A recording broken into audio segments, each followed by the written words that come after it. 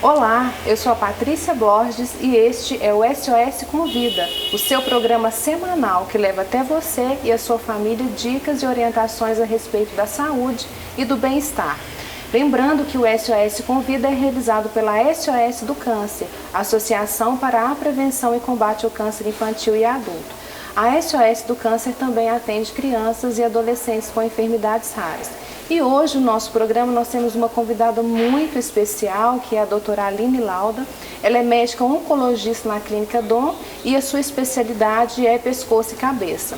Hoje nós vamos falar com a doutora Aline sobre o câncer de orofaríngeo. Seja muito bem-vinda, doutora Aline, é um prazer recebê-la aqui no nosso programa. A honra é minha, muito obrigada para discutir um tema tão atual igual o câncer de orofaringe, né? Que nós vamos explicar o que é orofaringe, né? Isso. Então, para começar, essa é a minha primeira pergunta. O que é o câncer orofaríngeo, doutora Aline? Na realidade, a orofaringe é um local na nossa garganta que é aonde que a gente, quando no final da língua, é nas amígdalas e no final da língua, é um local, é um sítio atrás ali da cavidade oral. Então, o câncer de orofaringe são aqueles tumores que surgem na região da garganta, que é nas amígdalas e na base da língua, lá atrás. Lá atrás. Então, nós podemos concluir que ele é diferente do câncer de boca, porque às vezes a pessoa pode confundir. Sim, é ótima questão. O câncer de boca, normalmente, ele pode dar na língua, debaixo da língua, nas bochechas, por dentro ou no lábio. A grande questão é que a orofaringe, o tumor é atrás da língua e nas amígdalas. São tumores muito parecidos, mas que com causas diferentes, e o tratamento sempre envolve, como nós vamos falar, muitas vezes a cirurgia, a quimio e a radioterapia, a depender aí do estadiamento do paciente. Então, o tratamento é basicamente quase que o mesmo para os dois. É muito, vai depender aí de algumas questões do paciente, mas o tratamento sim, ele envolve todo esse tripé que a gente chama na oncologia, não só para o câncer de cabeça e pescoço, mas também na oncologia de uma forma geral. Todo o tratamento de câncer, você tem o tripé, que é a cirurgia, a quimio e a radioterapia. E esse tripé a gente vai adaptar para cada paciente, para cada local de tumor. Sim.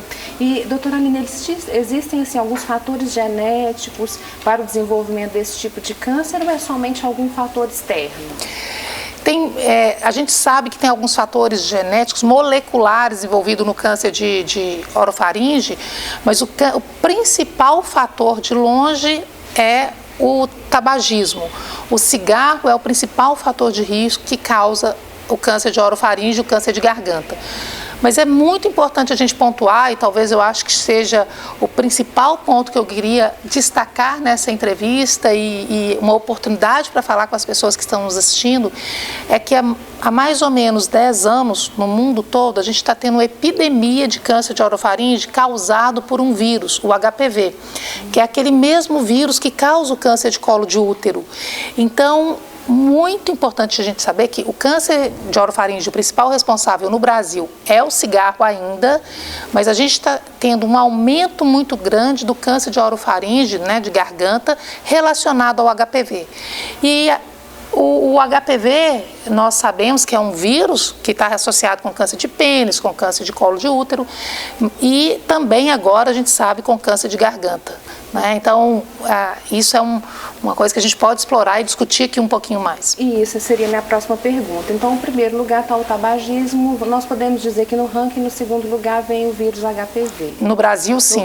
Em outras partes do mundo, isso já inverteu. O HPV, por exemplo, nos Estados Unidos, em alguns países europeus, o HPV está em primeiro e o tabagismo está o segundo.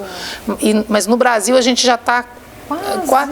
Depende muito em qual hospital que a gente está avaliando os números, mas no Brasil a gente sabe que, vamos colocar aqui, 20% a 30% de uma forma geral dos cânceres de orofaringe já estão relacionados ao HPV. E nós vamos falar, eu gostaria que você explicasse um pouquinho o que é o HPV, quais são as formas de transmissão. Tá.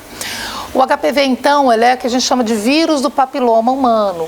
O HPV, a gente primeiro associou ele ao câncer de colo de útero. Então, tem vários tipos de HPV, mas particularmente da garganta, que está relacionado a câncer de garganta, né, orofaringe, é o HPV subtipo 16.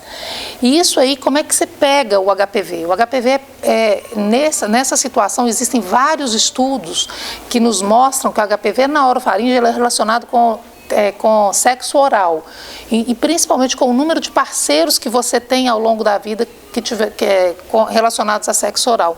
Então, sabe-se que mais que 10 parceiros, com uma pessoa que ao longo da vida teve mais que 10 parceiros em relação a sexo oral, tem um risco aí muito superior de ter câncer de orofaringe HPV relacionado do que a população geral. Sim.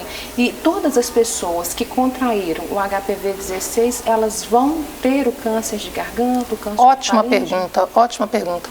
Então, nem todo mundo que tem o HPV vai ter câncer de garganta ou câncer de colo de útero e tudo. Então, o que a gente sabe é que o nosso organismo, se você se infecta com HPV, o nosso organismo ele tem um potencial, ele tem uma capacidade muito grande de limpar esse HPV. Então, o nosso sistema imunológico destrói o HPV. Então, que a gente chama de clearance. Então, em mais de 90% das vezes, o próprio organismo destrói esse HPV, né? Muito mais. Mas só que tem algumas pessoas que vão desenvolver esse HPV, vai infectar ali as tonsilas, as amígdalas ou a base da língua, e aí sim vai desenvolver o câncer. Então, entre a infecção e o desenvolvimento do câncer, muitas vezes é 6, 8 ou 10 anos, é muito tempo. E como você falou, Aline, eu tive HPV na boca, eu posso necessariamente ter o câncer? Pode ter, mas o seu organismo tem uma capacidade muito grande de evitar que esse câncer desenvolva. Né? Então, nem todo mundo que tem HPV vai ter o câncer. E quais são os sintomas do HPV? Só para o pessoal de casa entender um pouquinho. O HPV você não vai ter sintomas, você nem sabe se tem infecção. Ele é assintomático? O HPV, na maioria das vezes, ele é assintomático. Então, muitas vezes, a gente infecta o HPV e nem sabe. A gente sabe que HPV é um vírus muito comum na população brasileira. E os subtipos que causam câncer, né, que esses aí são menos frequentes, mas também é muito comum. A gente tem mais de 100 tipos de HPV, mas os 4 principais que causam câncer, a gente pode se infectar e o organismo limpar, destruir esse vírus. Então, ele não tem sintoma. E, principalmente, no colo do útero, muitas vezes você detecta uma lesão pré-maligna, que você tem que fazer o Papa Nicolau, preventivo, é para isso, para detectar uma lesão pré-maligna. Mas já na garganta, você não tem essa lesão pré-maligna, você não tem como detectar nesse sentido precoce. Então, quando você sentir alguma coisa na garganta, é porque, nesse sentido relacionado, o que vai dar o sintoma é o câncer, não é o HPV. E quais são esses sintomas? Né? A grande pergunta é, o câncer de orofaringe, quais são os sintomas do câncer de orofaringe? Quais são os sintomas do câncer de garganta? Então, vamos prestar atenção. O principal sintoma é uma dificuldade, às vezes, para engolir, uma dor para engolir. Às vezes tem a amígdala, cresce, mas não as duas. Uma amígdala fica maior do que a outra, fica, que a gente chama de irregular, às vezes a amígdala fica só inchada. Muitas vezes aparece sim uma vegetação, um câncer mesmo, que dá para você ver, mas muitas vezes não dá, às vezes a amígdala só estufa. Mas vamos lembrar, não dos dois lados, só um. Então, essa dor para engolir, essa dificuldade para engolir, muitas vezes é uma dor que às vezes até repercute um pouquinho no ouvido, engole, dá uma dorzinha no ouvido, e muitas vezes você não tem sintoma nenhum local, mas você tem um nódulo no pescoço, um caroço no pescoço que vai crescendo e você percebe o caroço. Então, se você tem qualquer sintoma que demora mais que 3 semanas para resolver, 2, 3 semanas, e um caroço no pescoço que está persistente, você tem que procurar um profissional de saúde, seja no posto de saúde, seja no consultório, para avaliar realmente o que está acontecendo. O que está acontecendo, principalmente porque o HPV, como você falou, é assintomático. É assintomático. E ele fica de 8 a 10 anos ali no organismo, então é um tempo muito grande para ele fazer. Sim. Um estrago bem... Mas é importante lembrar que a maioria das vezes o nosso organismo combate o HPV sozinho. Né? Mas isso aí, quando tem alguns sintomas, você tem que realmente procurar o médico muito mais no sentido de diagnóstico precoce, do que propriamente, né? Isso que eu gostaria de te perguntar, porque, por exemplo, e se tratando de garganta, você falou que às vezes a gente sente alguma coisinha no ouvido, pode acontecer da pessoa procurar o profissional errado, às vezes um otorrino, ao invés de um médico de pescoço e cabeça, até chegar nesse médico certo, que vai fazer o diagnóstico preciso. Você tem percebido assim que as pessoas têm chegado precocemente ou têm chegado tardiamente? Primeira questão é que não existe profissional errado. Se você for no profissional, é porque você está procurando, uma ajuda. Então, cabe, eu acho, muito a nós profissionais nos atualizarmos continuamente, porque muitas vezes vai procurar o otorrino, sim. E o otorrino vai avaliar e muitas vezes pedir uma biópsia para encaminhar para o cirurgião de cabeça e pescoço. Então, o mais importante é a gente se conhecer e conhecer o nosso corpo. Tem alguma coisa alterada? Vamos procurar. Às vezes é o dentista, às vezes nem é o otorrino, às vezes é o dentista. Olha, estou com incômodo na minha boca. Muitas vezes a pessoa tem uma dor de garganta, mas entende que é um incômodo na boca também. Então, às vezes é o dentista, às vezes é um clínico geral. Estou com um caroço aqui, às vezes é o clínico geral. É claro que ir no cirurgião de cabeça e pescoço já é ir mais direto, então você encurta muitas vezes o tempo para diagnóstico. Seria o ideal, mas muitas vezes isso não acontece, e não é só no Brasil. Né? Isso em qualquer lugar do mundo, de uma forma geral, os pacientes chegam num clínico geral e para depois chegar no profissional especialista. Né? Entendi. E outra coisa que eu gostaria de perguntar, esse tipo de câncer de garganta, ele é mais comum em homens ou em mulheres? Ele é mais comum em homens. Em homens por duas questões. Primeiro que o câncer relacionado ao cigarro, o homem fuma mais do que a mulher. Diminuiu muito essa diferença, mas ainda o homem fuma mais. Então, o câncer é mais comum em homens do que em mulheres. O câncer de cabeça e pescoço, de uma forma geral, boca, garganta, laringe, ele é muito mais frequente em homens. Mulher também está aumentando, porque as mulheres mudaram os hábitos, né? Esses hábitos sociais, de vícios, então tem aumentado, mas ainda é muito mais comum em homens. Em relação à questão do câncer de garganta relacionado ao HPV, também é mais frequente em homens. O porquê disso, como a gente falou, ele está relacionado ao sexo oral, então acredita-se que a carga viral que a mulher pode transmitir para o homem é maior do que o homem pode transmitir para a mulher. Então é uma questão de transmissibilidade, mas isso não é muito certo. Mas de uma forma geral, sua pergunta é mais frequente em homem ou mulher? Em homem, independente se é HPV positivo ou negativo. Negativo, entendi.